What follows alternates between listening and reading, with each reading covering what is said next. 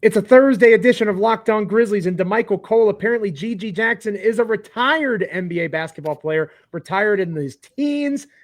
Must be, because he's not on ESPN's top 25 under 25 list. We're going to talk about that. We're going to talk about my boy, Luke Kennard, and what to do about him. We'll preview Grizzlies Kings coming up tonight. All that and more on this episode of Locked On Grizzlies. Let's lock in.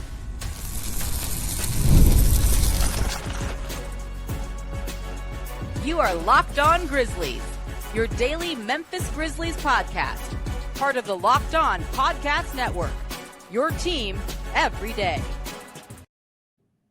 Welcome to a Thursday edition of Locked On Grizzlies. It is I, Joe Mullinax, joined by my co-host, Damichael Cole of the Commercial Appeal there in Memphis, Tennessee.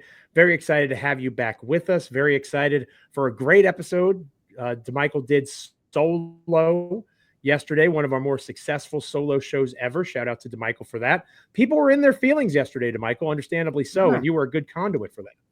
Yeah, it had nothing to do with me. It was all because, it was a very emotional game, right? The Grizzlies, the show would have been just as high viewed, and it would have been just a different tenor if they win that game. Because now it's, wow, the Grizzlies, they're walking the walk, and they're beating the top teams just like they beat the bottom tier teams. But then you lose, and everybody has this, do we call it PTSD, Joe? Is it PTSD? Because sky is falling. It's all because you have these little reminders of the past, right? Oh, the late fourth quarter breakdowns and the offensive issue, and then the fouling. Nobody was happy about the foul situation. It was not great. It was terrible. But it seems like everybody kind of worked through their feelings in the comments. So thanks to you for doing that. Thanks to everybody that participated. That's why we're here, right? We want to provide an avenue for content and as in conversation here on. I'm glad that people understand the sky isn't falling. I mean, there you go. That's what it's all about. This episode of Locked On Grizzlies is brought to you by FanDuel. You can start the season with a big return on FanDuel. New customers can place a $5 bet, and you'll get started with $150 in bonus bets if you win your first $5 bet. Visit FanDuel.com to get started. We're free and available wherever you get podcasts as proud members of the Locked On Podcast Network, your team each and every single day. Like, comment, rate, review, subscribe on Apple, Spotify, Amazon, YouTube. Remember, we have a Locked On Grizzlies daily newsletter now. LockedOnDaily.com. Go there, check out the Grizzlies tab, subscribe, get Grizzlies content from me, written words from all sorts of different national writers, as well as me each and every day over at the Locked On Grizzlies newsletter. Again, LockedOnDaily.com. Make sure you're an everydayer there, and make sure you're an everydayer here on the audio or visual side of Locked On Grizzlies as we keep expanding our podcast network and our little corner of the internet that we call Locked On Grizzlies, the podcast. Damichael, before we get back to the current Grizzlies that are on the floor, I thought it would be a nice little break for us to remember that Gigi Jackson still exists, because apparently ESPN has forgotten that Gigi Jackson exists. You remember Gigi Jackson, the young man who medical update was released by the Memphis Grizzlies Tuesday or Wednesday, Tuesday, Wednesday. It's all running. It's been a crazy week. Wednesday, talking about his updated prognosis, return to play in 6 to 8 weeks, a little bit later than originally anticipated. But again, this is the type of injury, especially for a bigger combo forward, it could become a career issue long term. Got to be careful. Better to err on the side of caution here. I'm totally cool with that. I'm not cool with the gaslighting ESPN, who I'm convinced does this just to piss me off at this point. No Gigi Jackson, a guy that was on the all-rookie team literally just 7 months or so ago. No Gigi Jackson on this roster, plenty of names on this roster that shouldn't be on it. I don't believe I recall a single Grizzly being on this roster at all, or on this list of 25 players. And there's some guys like Victor Wembanyama. Of course he's on that list, right? No brainers. No brainers, right? But you're telling me that not one Grizzlies player, specifically a guy that was on the all-rookie team as a teenager, dude should have been in his freshman year of college. He wasn't even on the other receiving votes, right? They put a list of players of other. I shouldn't have told you that. Others receiving votes? You're kidding. Yeah. There was an others receiving. I didn't even see that part of the article, and he wasn't even there. They just stumped it in the ground and just NBA analyst, and I use that term loosely. There wasn't one NBA on ESPN analyst that put Gigi Jackson in the top 25 in the NBA. Yeah, no. We rank all sorts of teams as great, like the Phoenix Suns. assuming they're going to be healthy, but we ignore injuries when it comes to this list. It's ridiculous. G.G. Jackson is obviously one of the top 25 players under the age of 25 in the NBA. And this list is absurd. And I want you to also be mad at it with me, Damichael. No, I won't get mad at it because, I think where I'm at is it's a motivational thing, like more so than me to throw a lot of these guys, because at the end of the day, what they're going to say, just like they used to do, in a way with Cade Cunningham, just like they used to do with Devin Booker and, all the other guys that have played on bad teams and put up some really good numbers. And it's like, is it, like Desmond Bain last season when he started off, he was 25-5-5, and people were like, is this legit? But with all that being said, I think Gigi, greatly benefited from a higher, usage last season and whatnot. But here's where I have the problem, Joe. Like you said, to me, the top 20, I don't think he even has a chance at being in the top 20 under 25 based on the names that we. And when I say chance, not right now, like based off of career production and things like that. Now, as his career goes on, I do believe that'll change. But based off what we know right now, like, for example, Jalen Suggs was 18th. Derek Lively was 19th. Jalen Green ranked 20th. Tyler Hero was 21st on this list. It's very fair to not put him above any of those names, at least at this point of his career where he's played 48 games. But then you start getting into some of the possibles, right? At 22 was Amen Thompson, Houston Rockets, Swiss Army knife, terrific young player, love his game. At 23 was Dyson Daniels, who's pretty much just jumped onto the scene, and his defense is phenomenal. Tari Eason, another phenomenal defender. That's where, you'll start to and then Bilal, how do you say his last name? Koulibaly, I think. If I remember correctly from NBA. He's solid, really solid defender. I think he's averaging over 12 points, 5 rebounds a game. But he's playing on a bad team, and Gigi put up better numbers when he played on a bad team and got similar minutes. So I think if you're saying top 25 under 25, he's somewhere in that lower portion. Some of the names who didn't make the list actually, to me, should have probably been on the list. I think they ranked some of those specialty players a little bit high, like Jaden Ivey and Benedict Mattern were not on the list. So it's tough to say. I think it's next year, potentially, that's when we really get into the G.G. Jackson is top 25. Now, I will say this. I'm mad about it, too, from the standpoint of the guy was so good. He's breaking all these records last year, and it just felt like it just went unnoticed because of how bad the Grizzlies were. In a way, that's what it feels, how Jaren's season went last year. Like, it just feels like last year was just washed in the minds of the broader aspect of NBA fans, whereas we watched it really closely and we saw it up close. But with all that being said, I think in a year or two, it's a no-brainer that he should be on this list.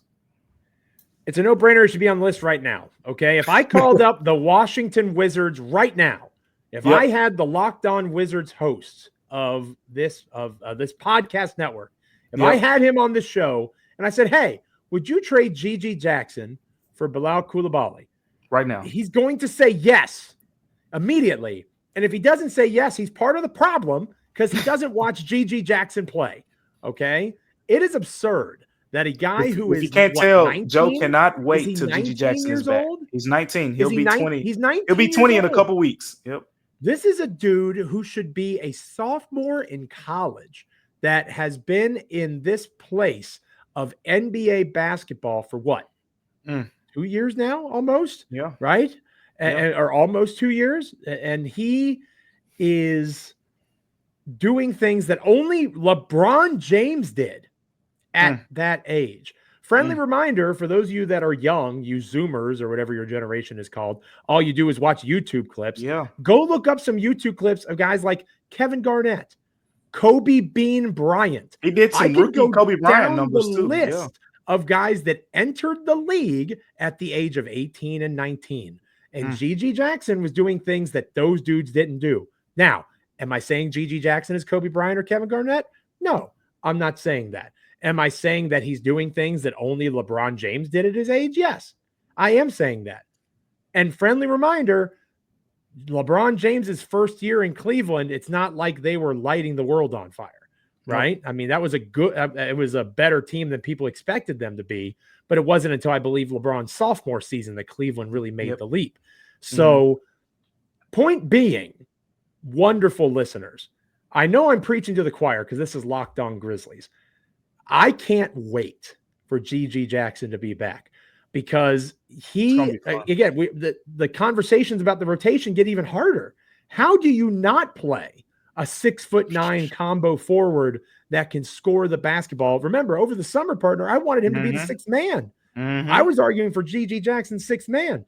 I'll go a step further with you. I'll go a step further. We talk about those closing lineups and the lack of shot creators and things like that. That's a dude who can say, everybody get out of my way. I got this. Imagine a John Morant, Jalen Wells, Desmond Bain, GG Jackson, Jaren Jackson Jr. lineup. What? The size and the skill, the creation in all three levels and all five positions. ESPN, you're ridiculous. I'm not going to let you gaslight me anymore, at least until the next time you put out a list and you make me more mad. Let Damichael and I know what you guys are thinking in the comments. I have a feeling you're with us. Hit us up on X at Damichael C or at Joe Mullinax. Let us know how you're feeling about another ridiculous list from ESPN. It just, again, they have to be doing it on purpose at this point. They just have to be. But let us know what you're thinking in the comments or hit us up on X.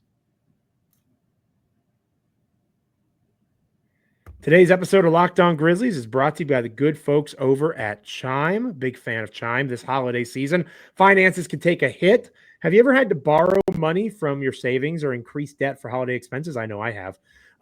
We've all been there, right? Spending more than we should during this time of year. You can take control of your finances by using Chime as a checking account with features like no monthly or maintenance fees, fee-free overdrafts of up to $200, and getting paid up to 2 days early with direct deposit. You can do all this at chime.com/NBA. Chime can help you with fee-free overdraft protection. Your next deposit is applied to your balance in that case. No monthly fees or maintenance fees. And there's over 50,000 fee-free ATMs that you have access to with Chime. Eligible members can also get complimentary boosts to temporarily increase a friend's Spot Me limit.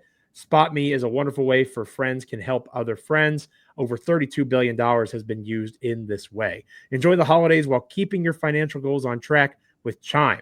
Open your account in 2 minutes at chime.com/NBA. That's chime.com/NBA. Chime feels like progress. Banking services and debit card provided by the Bancorp Bank N.A. or Stride Bank N.A. members FDIC. Spot Me eligibility requirements and overdraft limits apply. Direct deposit timing depends on submission of payment file. Boosts are available to eligible Chime members enrolled in Spot Me and are subject to monthly limits. Fees apply on out-of-network ATMs and for OTC withdrawals. Again, check out chime.com/NBA. Luke Kennard, Damichael Cole, obviously is playing basketball right now. GG Jackson is not. GG Jackson will eventually be back. And as guys return to the fold, whether it's GG or Vince Williams Jr., Luke Kennard will likely be one of the guys that gets pushed out of the rotation. Are you accepting that that's the fate? No, and that's where I'm at with this rotation question. You know, Marcus Smart had played so well, right? And that's the ebbs and flows of a season. We've been talking about Marcus Smart being the reserve that Memphis needed, and he admittedly played poorly against Dallas, but now everybody's back to thinking Marcus Smart's trash, which he's not. We got to stop living and dying with individual games. Yeah, man, I tell you what. From your mouth to Grizz's ears. I think that the thing about Smart, the thing about Kennard, the thing about Scottie Pippen Jr. Is they're imperfect fits in what the Grizzlies are trying to do. And this segment is dedicated to Kennard because Kennard is a guy that we've talked about a lot on this show because I'm a big Kennard guy. And I still believe that Kennard is one of the best. I have him in the top 10, which is kind of a hot take. One of the best three-point shooters in the history of the National Basketball Association. He's probably number 10 out of 10, but I've got him in that top 10. The numbers back it up. But you and others have fairly pointed out that so much of that is cultivated within sets, created off of dribble penetration. How many of these shots can he create on his own, especially against a physical perimeter defense? Very fair points to make. But when your current options, again, I'm saying current, when Gigi Jackson comes back, Vince Williams Jr. comes back, it's a different conversation. When your current options for that end of rotation spot are guys like Jake LaRavia, are guys like Scottie Pippen Jr., and then you have Luke Kennard, to me, especially if it becomes a question of Pippen or Kennard, there should be no question. It should be Luke Kennard. Because Scottie Pippen Jr., while he has value in what he does, and I know he put up a 30 and 10 piece recently in Chicago, we're talking about a guy who 8 months ago was on a two-way contract, even more recently than that. He was playing summer league basketball 6 months ago. Are you taking credit from him because of his journey? Is that what we're doing? No, that's not what I'm doing. And I know I'm he's talking been good. I know I'm talking to a Scottie Pippen Jr. guy. I knew you were gonna. I knew you were gonna pull that card. He's been good. He plays much better defense than Luke. Even in this last game, he wasn't great, but 5, 4, and 4 across the board. Sure, that's my thing with Luke. And but you also did you finish your point? I don't know. No, I'm sorry, I did not. And that's okay. I've cut you off plenty of times, so it's all good. The point that I was trying to make is, again, we talk about in your rotation guys, and I'm going to use your words against you here, partner. Oh boy, you want elite role players. Yep. Scottie Pippen Jr., while he is doing good things, I'm acknowledging that, he is not elite as a role player. Luke Kennard in the right role can be elite. And from our mutual friend, Sean Coleman, former host of Locked On Grizzlies here, Sean posted on X that the Grizzlies shoot 8% better from beyond the arc when Luke Kennard is on the floor, whether it's Luke making the threes or whether it's opposing teams, as you've pointed out in the past. People know that Luke Kennard's the shooter. You close out on him more aggressively, and Luke is a good secondary creator of offense where he makes that extra pass and he finds a better, more open shooter on the perimeter. There's reasons why that three-point shooting looks better when Kennard is on the floor. So for me at this moment, I'm not sitting Marcus Smart because, again, like we talked about recently, the fact he's no longer a starter is a testament to the strength of the team chemistry of this group, right? So he's going to keep playing as long as he's on the Memphis Grizzlies.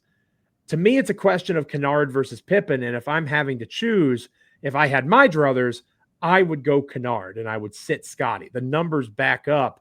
And again, Scottie has similar, plus minus numbers. I think he's at like a minus 21 overall on the year. So is Marcus Smart. I think Luke Kennard's something like a +7. So again, when Kennard's on the floor, the Grizzlies as a whole play better, especially on the offensive end. That would have been helpful as the offense sputtered there in the fourth quarter against Dallas.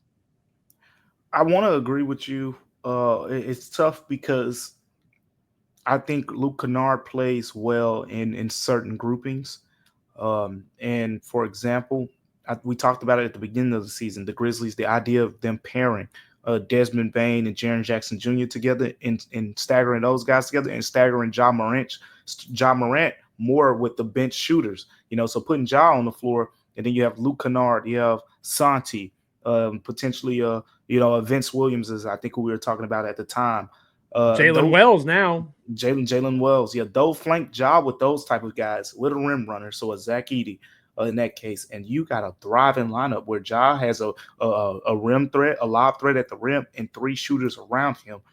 Luke Kennard can thrive in that situation because teams have to put you have to, be cognizant of the idea that Ja Morant can, score with the best of them in the paint, as a guard. So, but all that being said, though, here's the thing as it pertains to Luke Kennard and the rest of this Grizzlies bench, because the identity of this bench is starting to shift a little bit. One, because of the way they play, you're seeing them run 5-man bench groupings, at time, which personally I'm not really a fan of. Like, this isn't college basketball. Bad idea. This is not college basketball. We just saw Luka and Kyrie were in the game at all times. Well, Luka or Kyrie, excuse me. At least one of them were in the game at all times. And the Grizzlies like, oh, no sweat. Scottie, go run the point. Marcus Smart, you're in there. Santi, Luke Kennard, Jake LaRavia, whoever the case may be, and Jay Huff. Go get them. Like, it's just not going to work out like that. That was not a good idea, no. No, not against elite teams. Here's the problem. Luke Kennard, last 3 games, single-digit scoring, negative plus minus. His role just feels like it's It's not a consistent role. And this isn't even a Luke Kennard problem. This all goes back to, again, I've said it a couple shows ago with us, Joe, and I said it in the last show when I went solo. This 11-man depth bench rotation, whatever you want to call it, this 11-man rotation, it's cute. It works when it works. But you got to play 9 at some point. You got to play 10 at some point because we're going to keep having this happen. And Luke Kennard looks like he's kind of being the guy who's being phased out in a way now. A couple games before that, did you notice Scottie Pippen's minutes? So it's interesting that you brought that up. He was the 11th man to come into the game. Came in earlier against the Mavs, so he kind of worked his way back up. So the point that I'm making is the difference between Luke Kennard and pretty much everyone else on the bench is with Scottie Pippen Jr., you're getting solid shooting and you're getting pestering defense on the ball. With Marcus Smart, you're getting solid playmaking, and you're getting, of course, the defensive playmaking that he brings to the table as well. With Jake LaRavia, you're getting a little bit of everything. You're getting the rebounding, you're getting shooting, you're getting the guy who's touching the paint and a really good driving kick guy. With, Asante, you're getting everything, over 5 boards, over 5 assists occasionally games. And he's scoring at a very high clip. Just had 15 on 7 of 8 shooting. With Jay Huff, you're getting the block shots, you're getting the 3-pointers. With Luke Kennard, how much of that are you getting, Joe? Like we saw the 11 assist game, but that's looking more like an anomaly right now. We haven't seen him, come back from that and have a couple 6 assist games or things like that. So yeah, look, I love Luke Kennard, and I still think it was a great trade at the time for what they did, for what they needed. And I think there's a route to playing him. But with the way that this thing is constructed right now, with the idea that we're going to run these 5-man bench groupings where you're not really taking advantage of having Ja Morant, the best drive guy on the team, playing extensive minutes with Luke Kennard, almost, to me, that's almost like could be a perimeter light version of that Jaren Jackson Jr., Brandon Clark dynamic. Not exactly that, because the chemistry is different, but there's just certain things like that where I feel like it's not kind of working out for Luke, because when they run those all bench lineups, guys are being put in positions that are not conducive best to their skill sets. And I know you like him as a playmaker, and it works against certain teams. But when you're playing the Mavs, top 10 defense, I don't want Luke Kennard as my main facilitator or a secondary facilitator in that lineup. I think the writing's on the wall for Luke long term. It'll be interesting to see. Did you see Cam Spencer? What do you think? Cam Spencer, 50 piece. Cam Spencer. Let's put Luke down on the hustle and see how he does. That obviously won't happen for a variety of reasons. The writing's on the wall for Luke, but I'm hopeful that we can make good use of him, almost like a specialist in a way. I don't know. I would play him in front of Scottie Pippen Jr., but you make some fair points. Let Damichael and I know in the comments how you're feeling about this Luke Kennard question moving forward. Coming up next on Locked On Grizzlies, we'll be talking Grizzlies Kings. Kings are one of the more interesting teams in the NBA. They've got some talent, but it hasn't really been clicking for them early in the season. We'll talk about that next here on Locked On Grizzlies. Today's episode of Locked On Grizzlies is brought to you by FanDuel. Get ready to tackle the NFL action with FanDuel, America's #1 sportsbook. Right now, customers can bet $5 and get $150 in bonus bets. Win. The FanDuel Sportsbook app gives you everything that you need to place live bets on the NFL all in one place. Say you get a hunch the Green Bay Packers are going to have a tremendous game behind Jordan Love. He's going to throw for 4 touchdown passes. They're going to run up the score. Well, we got to talk about the Packers this week because the Commanders are finally on bye. Maybe you think the Packers are going to have a great week. You get that hunch. You can go check out that game. Beat the Lions. Oh, yeah, that's right. That's tonight, isn't it? That's tonight. It's a Thursday night game. Hey, maybe you get that hunch tonight. One of the best games in the NFL on Thursday night. Maybe it'll wake Al Michaels up. So much more can be found on the same page where you place your bets. Just go FanDuel.com to join today. You'll get started with $150 in bonus bets if you win your first $5 bet. That's FanDuel.com. Never waste a hunch and make every moment more with FanDuel, an official sportsbook partner of the NFL. We close out today's episode, partner, talking about Grizzlies Kings. You've got a busy night ahead of you. No wonder I'm going solo on the Friday show. You have to cover Grizzlies Kings, and you have to watch Packers Lions. Very conveniently timed day off for you, partner. I'm on to you. But obviously you got to do your day job first. And Yep. Grizzlies Kings is going to be a very interesting contest. I mentioned That's a good way to put it. Sacramento underperforming, right? Sacramento was a lot of national pundits, kind of dark horse in the Western Conference. Yeah. 10-12 so far this season.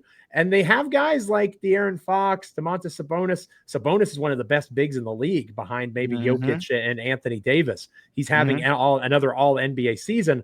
But beyond those two, like DeMar DeRozan's been kind of an awkward fit. Malik Monk is doing some really impressive things, but for whatever reason, it's not clicking for the Kings right now. They're capable of beating anybody on any given night.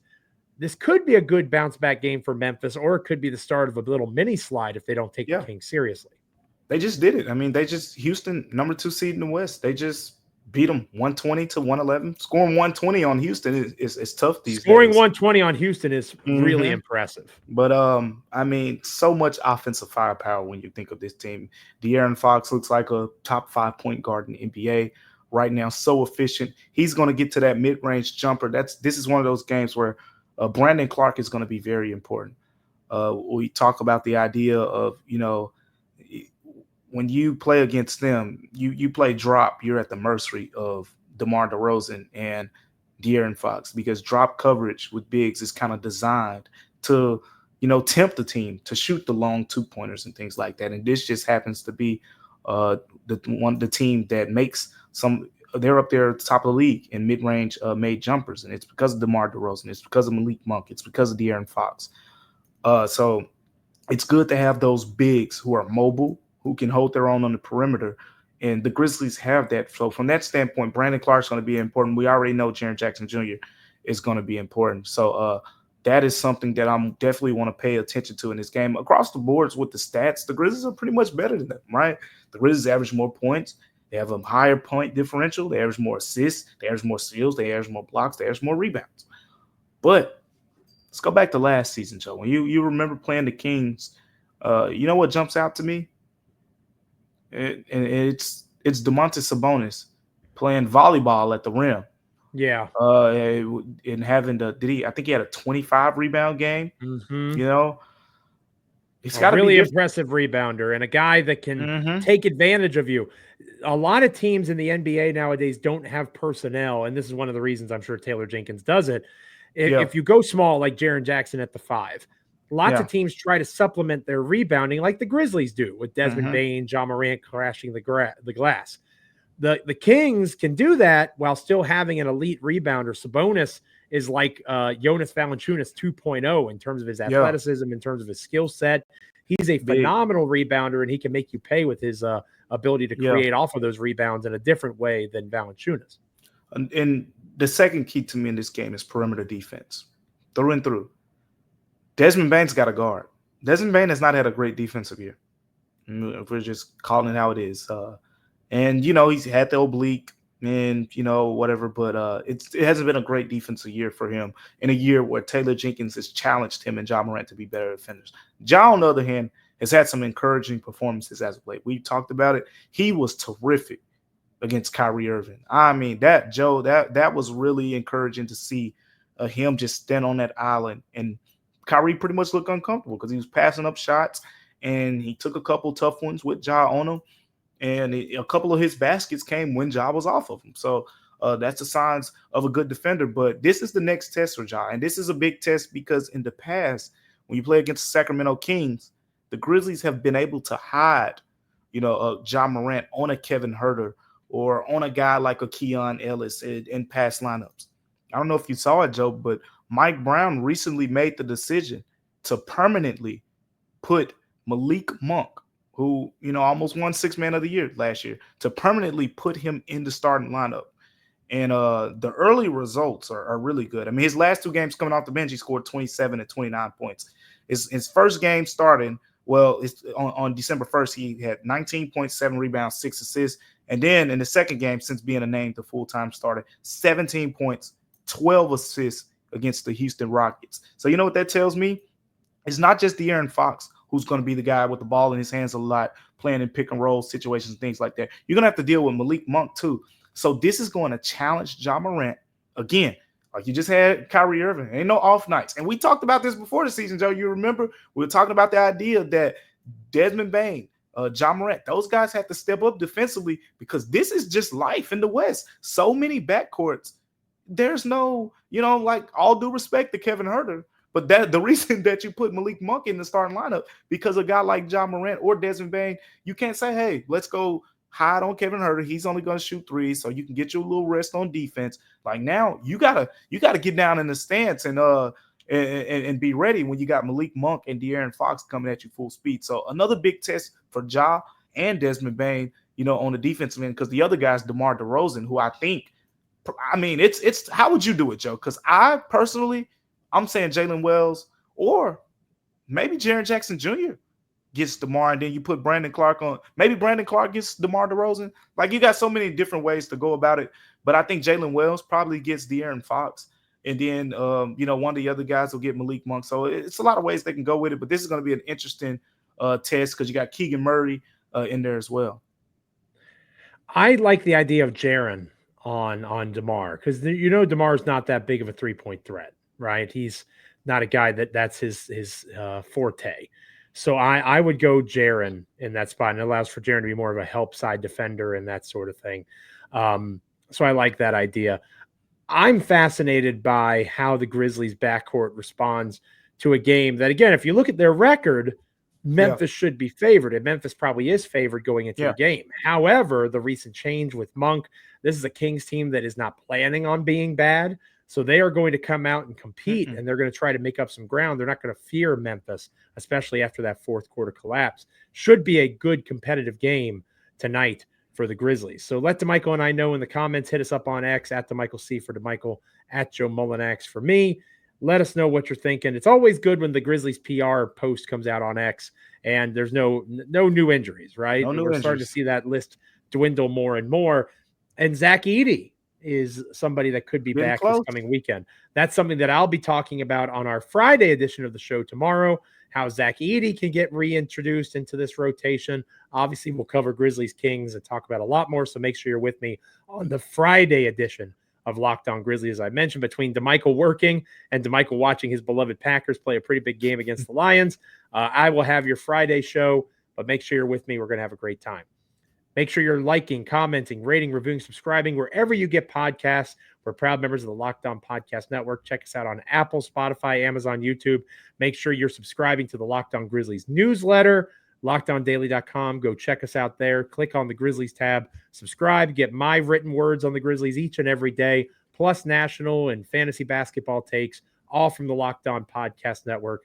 We're so grateful to be a part of it, and we're so grateful for you allowing for us, to be part of your NBA and Memphis Grizzlies content consumption. For Damichael Cole, I am Joe Mullinax. I will catch you back here on Friday. Damichael, sir, have a great weekend. Enjoy Grizzlies Kings. We will see you back here the next time we are on Apple or Spotify or Amazon or YouTube.